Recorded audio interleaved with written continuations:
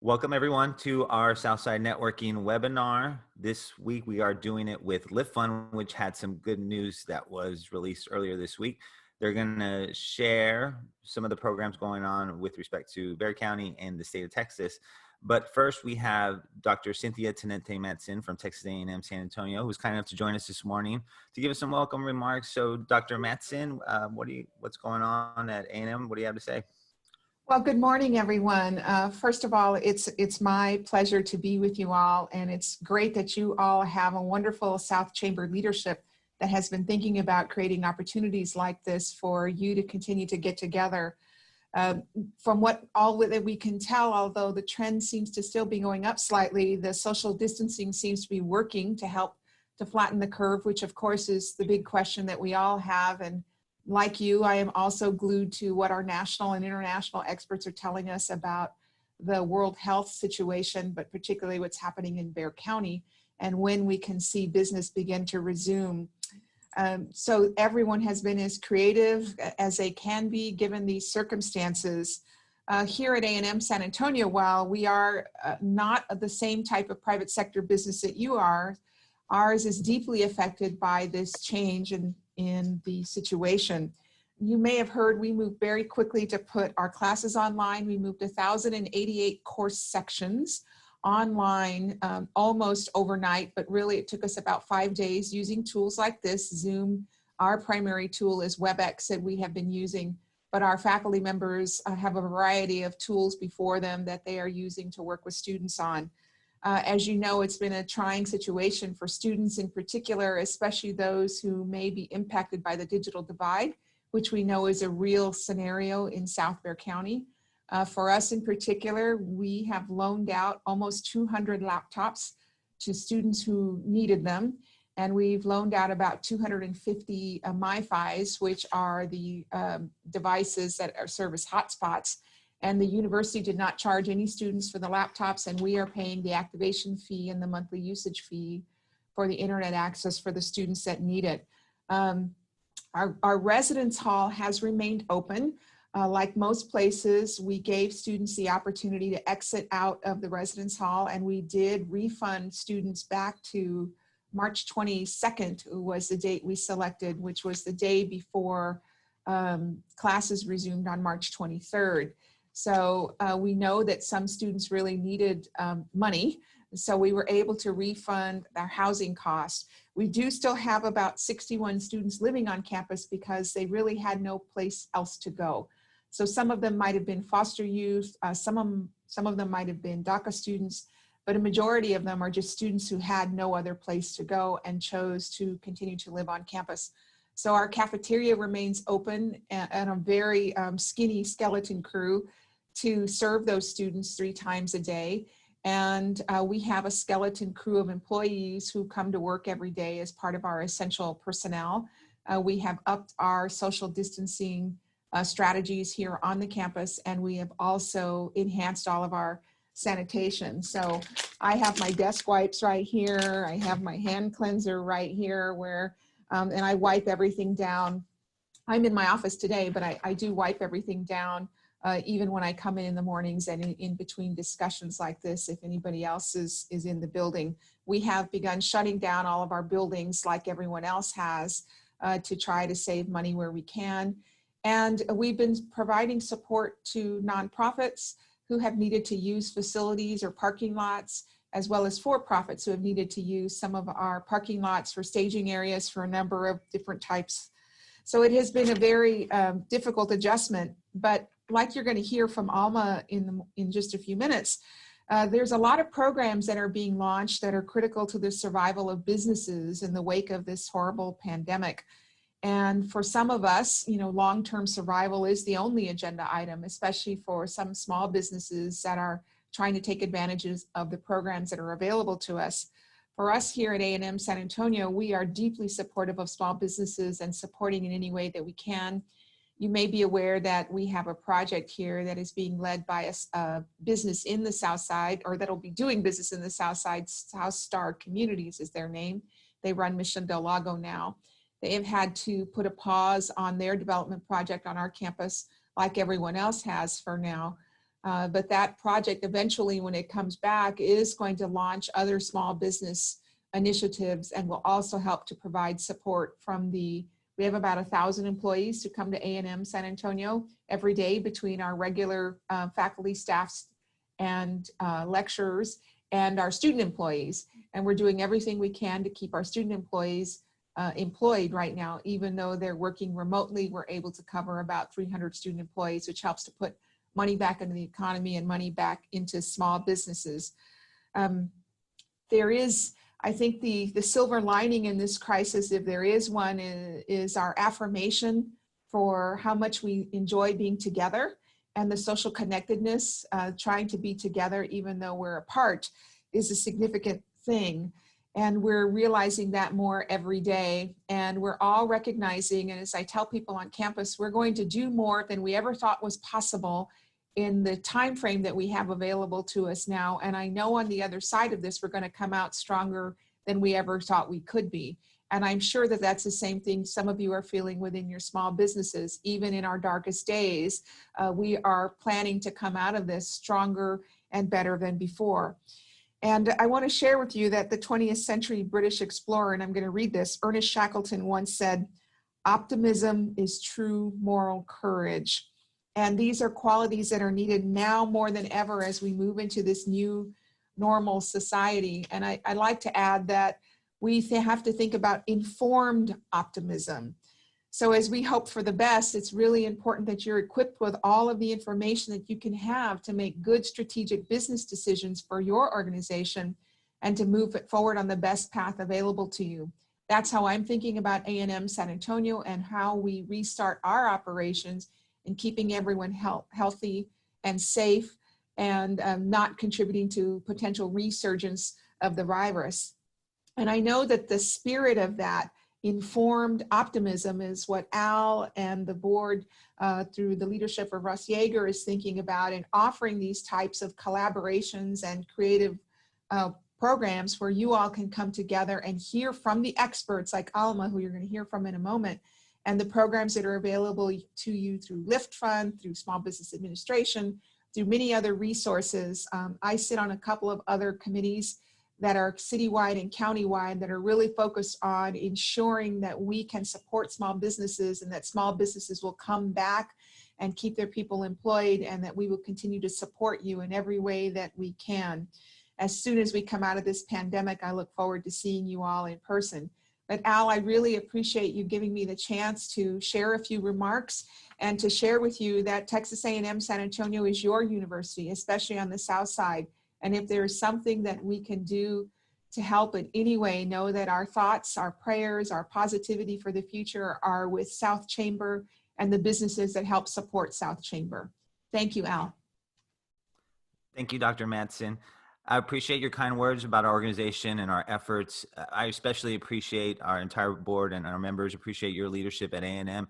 But not only at A&M, community-wide, we do see you engaged in a number of committees that, like you mentioned, with the county and the city, and your leadership has been critical to everything we have going on the South Side, especially in that area of town that A&M is at. A lot was happening fast. I think when we were having a conversation with Leo, we've been planning for, especially when we came into 2020, we started looking ahead. Our vision was to the next decade, and obviously, this has been a hiccup for many of our organizations. What would you say has been the biggest challenge going into this for A&M, and what do you see coming out of it? Well, I think for, like everyone, the biggest challenge has been ensuring students can be safe and healthy, and ensuring students can maintain some form of academic progress. I think one of the real challenges right now is to maintain some form of optimism for our students that are going to be graduating this semester in May next month, and those that are graduating at the end of the summer, what kind of workforce opportunities are going to exist for them.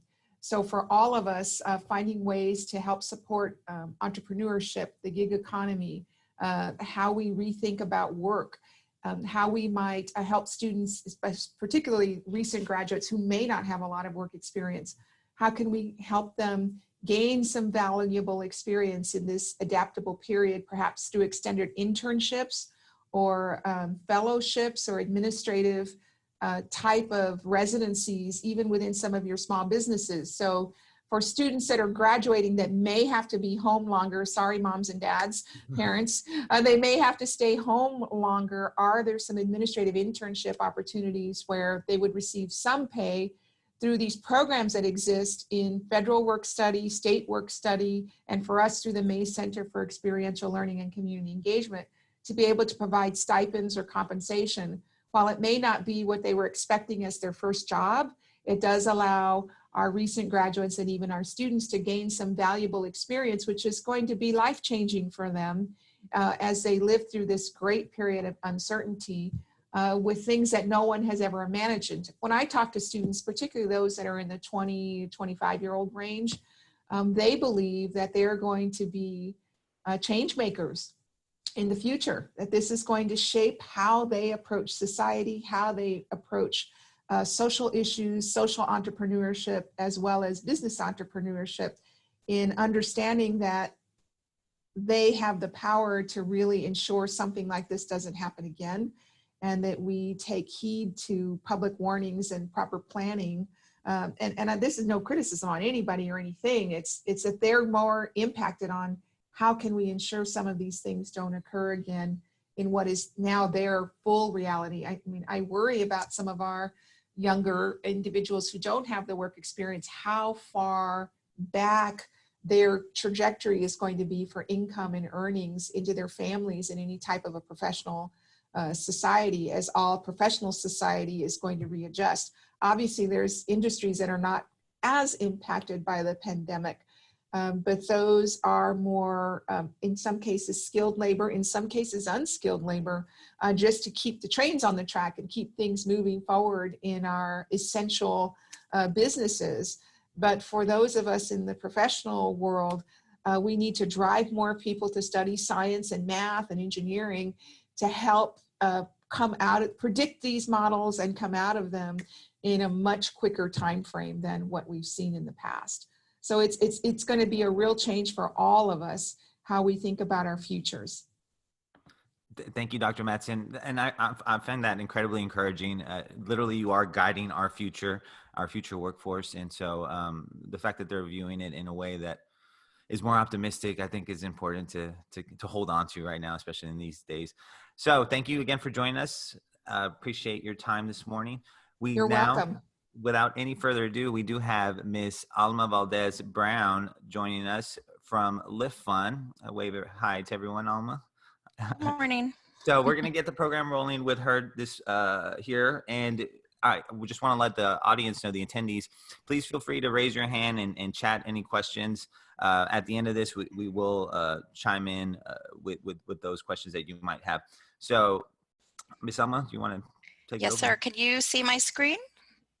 We are seeing it, yes. Perfect. Good morning, everyone. As Al said, well, thank you, first of all. Thank you, Al and South Chamber, for allowing me to present. And thank you, Dr. Matson, for your wonderful, optimistic words. Thank you very much. I want to just do a brief introduction of myself. My name is Alma Valdez Brown, and I am a senior loan officer at Liftfund. I've had the privilege of working with Liftfund for 12 years now, and it's been wonderful working alongside business owners in their journey to start and grow their business. And today I'm going to cover some of the special loan programs that are available during this COVID-19 time. And so, you know, I want to share this next slide in a picture. I am working from home, and you'll see my two kids on the picture here. They might come by and do a special guest appearance, so just wanted to let you know. We will have a Q&A for after the presentation, and then Al, I can email the presentation to you if you want to distribute, if someone wants a copy. And then if somebody would like an appointment, we are taking virtual appointments, and we do have a request form via our website, but the last screen will also have my contact information, so someone can contact me direct via email or via my phone. So thank you so much. So today I'm going to talk about 3 different products that we have on the marketplace right now to help assist small business owners. And I'm going to touch lightly and quickly on all of them so that I can explain what they are. And then I'll give you some updates that really are as of late yesterday and today. The first one being the SBA Economic Injury Disaster Loan and Advance. And then I'll talk about the Payment Protection Program, which is the program that ties into the governor's announcement that happened on Monday with a partnership through Goldman Sachs and state CDFIs like Liftfund. And then the third, I guess, product or loan that I'm going to talk about is the Liftfund term loan that we have. So let's see if I can get to the, oops, I'm so sorry. Here we go. So in determining which one is right for you, as a loan officer and even your bankers, we can help and talk to you about what really the best loan product is. And it could be that they're a combination of the 2 or 3 products, or even other products that a bank or a credit union might have could be the best answer. So the Paycheck Protection Program is really the point of that particular loan program is to help business owners retain their employees. If you're looking for an infusion because you've lost or your income has dramatically decreased, then the emergency economic injury loan and the advance are products for that.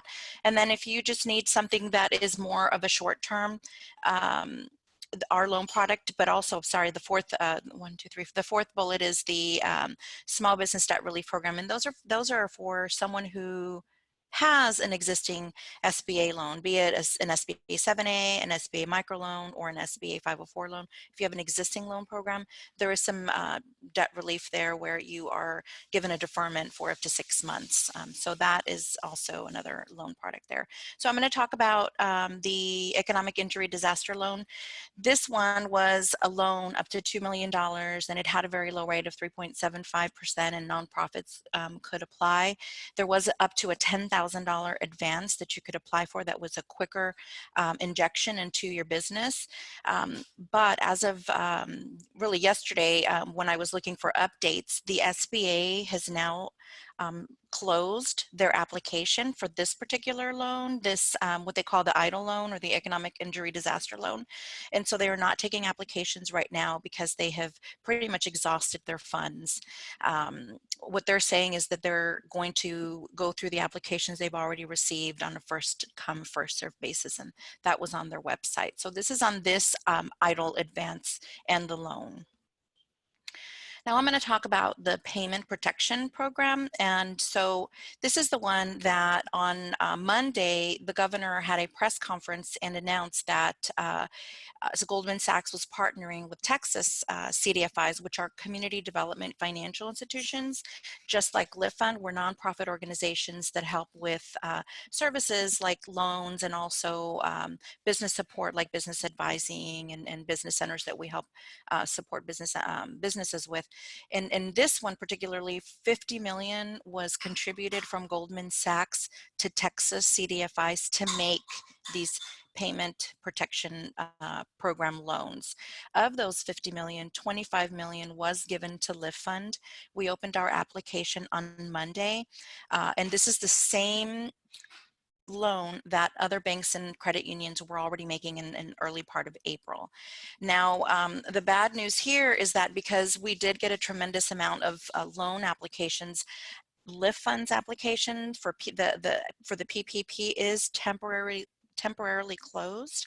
We do have an interest form that is on our website that if you're interested, we do have a list that we're compiling so that as we go through the applications that we've received, if we find that some don't qualify and we have funds available, we will reopen the application to those that have submitted an interest form. And again, that's on our website. Now, the good news is that there are still lenders making these PPP loans, the payroll protection loans.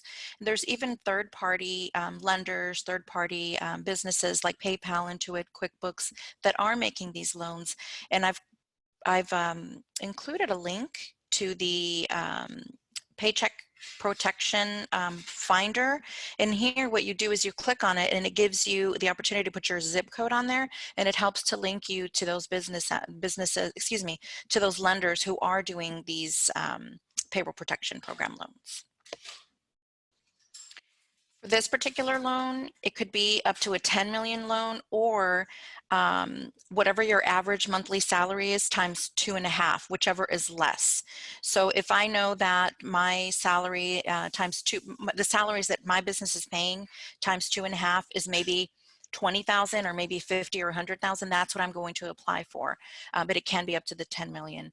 This loan can be forgiven, which really is the nice part of this particular loan. Again, this is for the payroll protection program.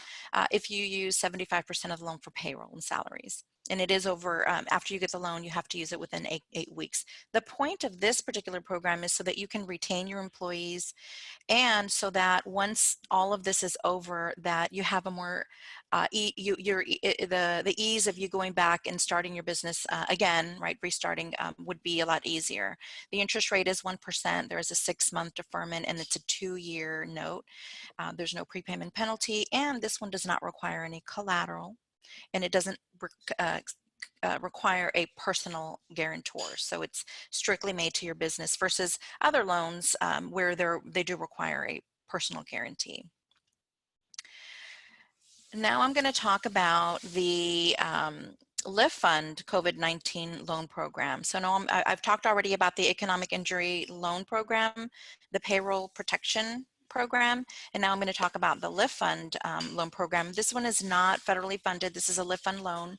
And so as of yesterday, the update is that right now we are only making loans to Bexar County businesses.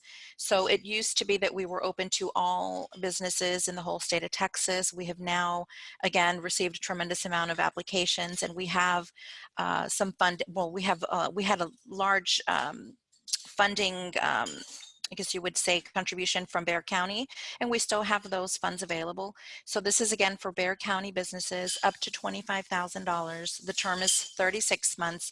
There is a 4-month deferral, and the rates really vary. There's an opportunity that someone could apply and qualify for a no interest. And then, for example, if we have veteran business owners, there's a discount between 5 and 7%. So we have special programs internally that we are able to reduce the interest rate, but they can be as low as 0% for this particular loan program. How do you qualify? You must be in operation in an existing business, what we call an existing business, and you had to have been operating as of August the 1st, 2019 or before. So if you were operating for 2 years, you're good. If you were operating for 8 months, you're fine. It's really if you had started operating, let's say 4 months ago, that's too new of a startup for us. And for this particular loan program, so you have to have been operating as of August the 1st or before. You have to prove by bank statements that your income or your revenues have decreased at least 15%. And then we also ask that you commit to some consultation so that we can review a recovery plan and also a working capital plan to make sure that this injection truly is going to help you and that it's not going to just add more debt that really didn't help you. We do look at your financials from before this COVID-19 happened to make sure that you could have taken on this new debt, the $25,000 new debt. And you also must be in good standing with creditors. So we do pull a credit. And we want to make sure that in the last 6 months that there aren't any major negative accounts or derogatory accounts. Now, if in the recent months, 1 to 2 months, something has happened because of COVID-19, we certainly do understand that, and we do look at your application really individually. We're not going to just look at the application and say, oh, this person has, they were late last month, we're not going to consider the loan. We really do call and figure out what the situation is. And if we can move forward, then we'll move forward. What kind of documents do we need for this loan? We do need to make sure that we are lending to the owner of the company, so we want your business formation documents. We want you to fill out a business assessment and a recovery plan, and that's our document that we have online, and we also send to you when you apply. We want to see what collateral you're offering. We do need collateral, and we'll need photos of that. And I mentioned we do look at your bank statements, and we're looking at the last 3 months of bank statements, including transaction history, just to see how your business has been impacted as far as revenues. So we've talked about the 3 different loan programs. Again, the EIDL, the payment protection, payroll protection program, and then the Liftfund COVID-19 loan. Before we open it up to questions, I do have a couple of tips that we want to share, especially during these trying times.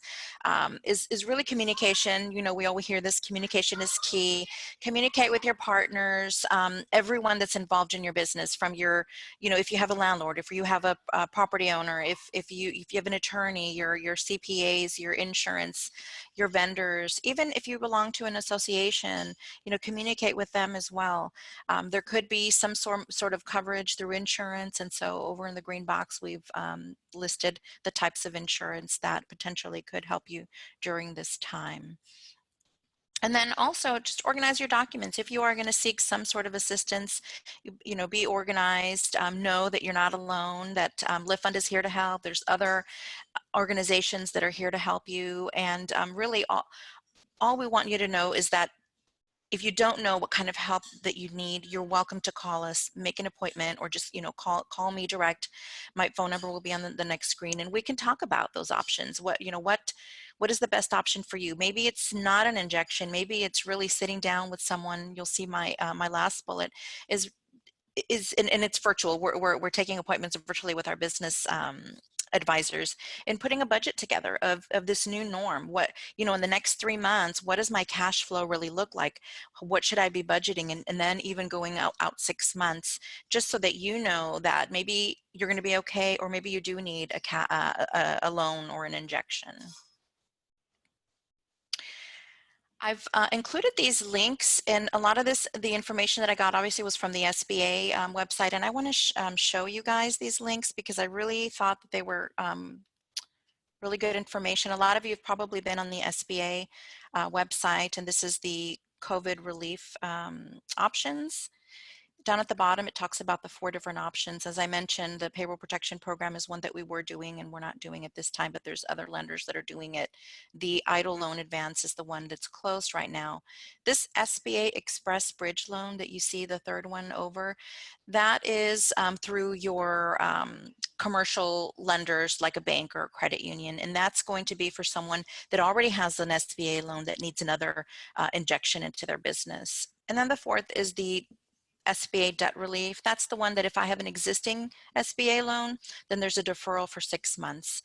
And this one you should be talking to your lender about that to make sure that you are automatically enrolled. Most lenders are automatically enrolling, but you want to follow up and make sure that you are enrolled in that. The other website that I've included is this one. It's through the governor's office. It's a really good website. And so if you scroll down here, I'm going to give you guys a tip here. You can sign up, by the way, for updates from the Texas governor's office. They also have information about the EIDL loan, the CARES Act, the payroll protection. If you see here under additional funding, there is a CDFI finder. If you're interested in the payroll protection program loan and you have tried looking at your bank, and as you guys know, I mentioned Liftfund has closed that application now. Remember, the governor announced on Monday that there was $25 million coming to Liftfund and $25 million going to other CDFIs. You can look for other CDFIs using this finder. You can Google it as well. And again, these are the lenders like Liftfund that are nonprofit, that are lenders that could possibly give these payroll protection program loans. There's great information about the Texas Workforce Commission, so it's a really good website.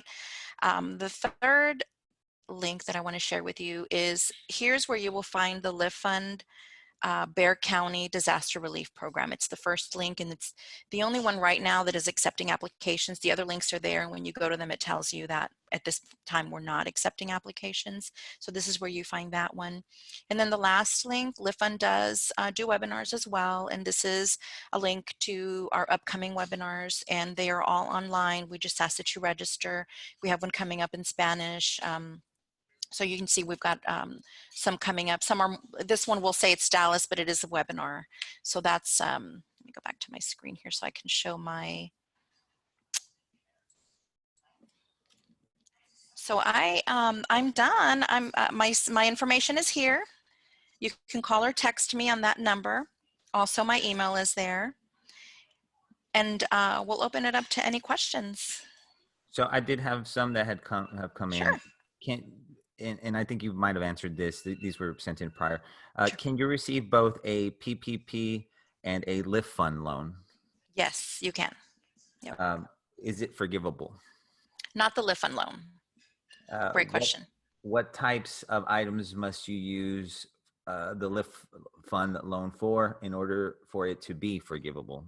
But it's not forgivable. It's not forgivable, right? So as long as you use a loan for business purposes, it could be, working capital, it could be for payroll, it could be you owe maybe for inventory that you ordered a couple months ago.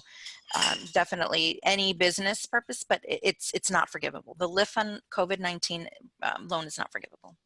Are schools eligible? Private schools, I'm assuming. Private schools. So for the I'm going to speak on the payroll protection one. I don't know. You'd have to go to the SBA website to find out, because I know that they do it based on size of the entity that's applying. And then for the Liftfund loan, depends. If it's a we could consider a loan to a nonprofit organization. For example, a charter school might be nonprofit, right? And so, but keeping in mind that $25,000 is the maximum. It's got to be in Bear County. So we have Miss Sarah Neal has a question. I'm going to put you on, Sarah. Hi, Sarah. Can you talk, Sarah? I don't hear her. Let me unmute her. Can you hear me? There yes. we go. Okay, so yesterday I received an IEDL advance and found out I was approved for a loan amount. I have about 3 different options that I can use. Is there any way I can schedule a time to meet with Liftfund and go over the best way for me to use this money?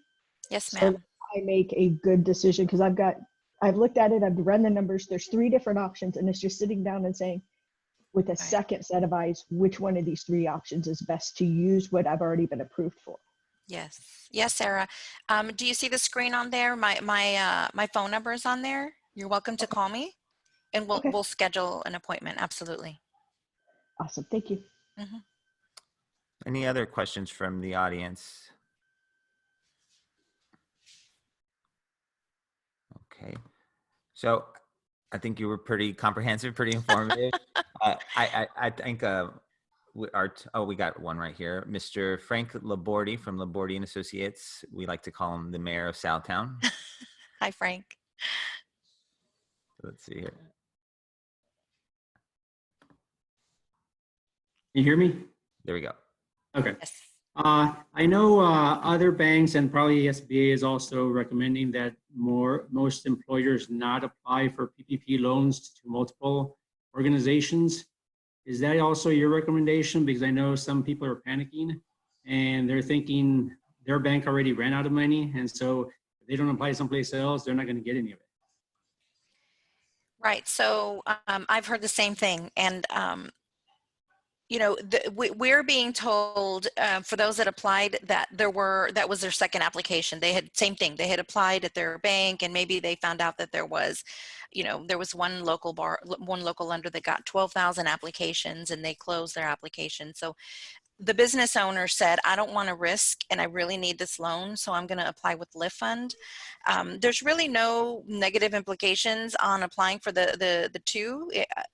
Now, where I see that maybe it's going to be a problem is if you're applying for more than 2, because most lenders are pulling credit. I know that Liftfund does pull credit because we want to make sure that even though there's no personal guarantor, but that is part of the process. And so you've got to keep that in mind, is will the lender pull your personal credit? If the lender does pull it, will they see obviously that, another institution has also done the same thing, and they'll probably question them based on that? They will. So what they'll say is, we want to know whether you have been denied or if you're taking that loan, because you can't obviously have two loans. And so we won't be able to fund until there's an answer on whether you can provide a proof that you were denied by that lender, or that you're not taking that loan. Mhm. You just can't tell them, okay, I'd rather have yours than theirs.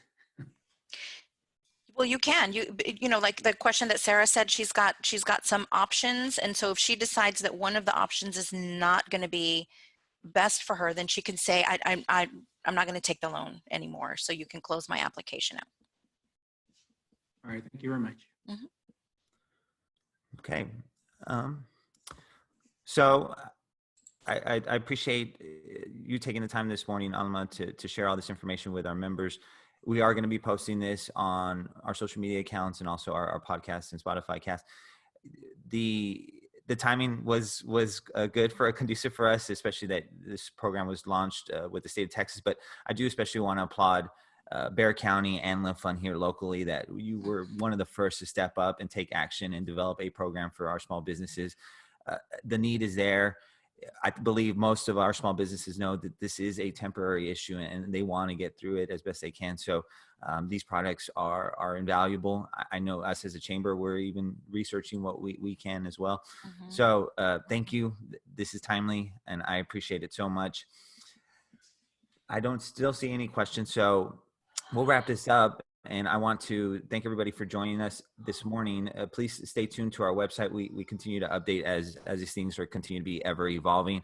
Hopefully we'll continue to see more relief programs here in the near future. I know us as a chamber ourselves, we're lobbying as a 501c6 organization to be included in PPP programs and different programs ourselves. So everybody, again, I want to thank you for joining us. Please stay safe, show love, shop South. If you're interested in one of these signs, please reach out to our staff, myself. You can email me at al@southsa.org.